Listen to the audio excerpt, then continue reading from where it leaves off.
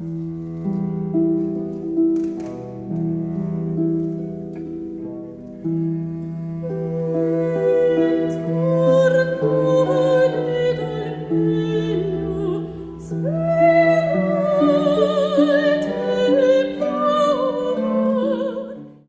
Jallier, bonjour. Bonjour. Vous avez publié aux éditions L'Harmattan La voix de son être. Alors pouvez-vous présenter votre ouvrage s'il vous plaît? Alors La voix de son être, c'est, comme son nom l'indique, un ouvrage sur la voix. Pourquoi la voix? Parce que j'y ai consacré une grande partie de ma vie, d'abord en tant que chanteuse, en la pratiquant.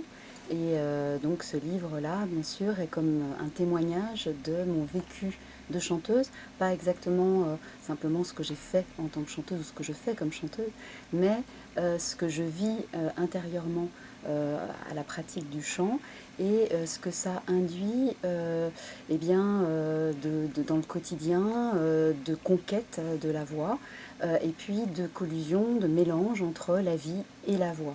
Alors c'est la partie témoignage, on va dire, et puis il y a un autre élément qui est assez important qui concerne la voix comme objet d'enseignement, de transmission, puisque je suis aussi pédagogue de la voix et coach vocal.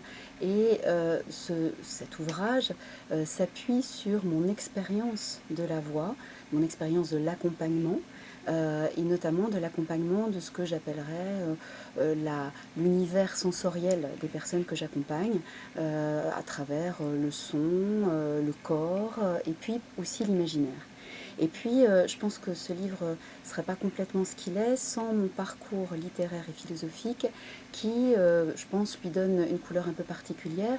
Je suis attachée à la forme littéraire, je suis attachée à nommer, à chercher à nommer de façon précise les choses, et notamment quand on parle d'univers sensoriel, c'est très important d'arriver à être au plus près de la justesse de cet univers-là. Je crois aussi que c'est ce qui explique que très tôt j'ai cherché à réfléchir sur la voix, à élaborer, à conceptualiser, mais aussi à raconter. Je parlais tout à l'heure d'imaginaire. Je pense que la voix n'est pas que un outil, un instrument que l'on explique de façon théorique, mais c'est aussi quelque chose qu'on approche à travers des représentations, peut-être des fantasmes, des rêves, voilà ce que j'appelle l'imaginaire.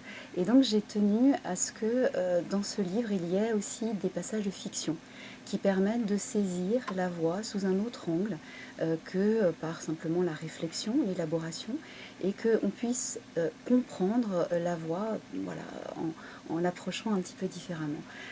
Donc c'est un livre que j'ai appelé Palimpseste parce que voilà, avec toutes ces couches, multiples couches, et puis avec un dialogue aussi avec d'autres voix, d'autres auteurs qui ont pu m'inspirer à certains moments et qui, j'espère, donnent au lecteur une sensation, une vision un petit peu différente de la voix. C'est ça que je souhaiterais.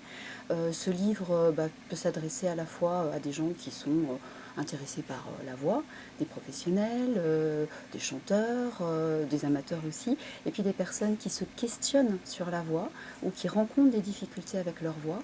Et j'aimerais qu'ils puissent trouver dans ce livre peut-être eh bien, une ouverture, une façon de définir, peut-être de trouver des mots pour exprimer ou saisir davantage leurs intuitions, voilà, peut-être les problématiques qu'ils rencontrent, les empêchements qu'ils rencontrent. Et puis, peut-être, je pense que aussi ce livre peut être tout à fait adapté à des personnes qui ne se sont jamais posé la question de la voix et qui peuvent découvrir à cette occasion eh bien, un univers qui pour moi est à la fois très familier et très étrange, parfois très étranger, qui peut nous sembler étranger.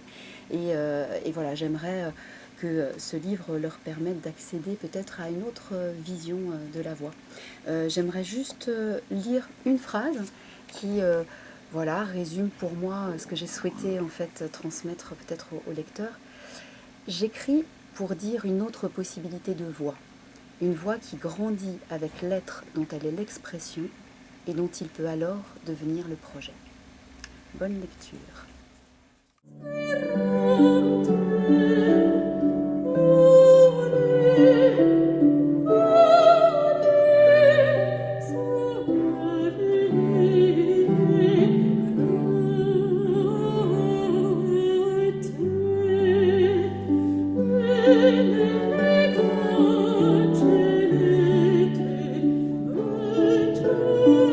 Dieu.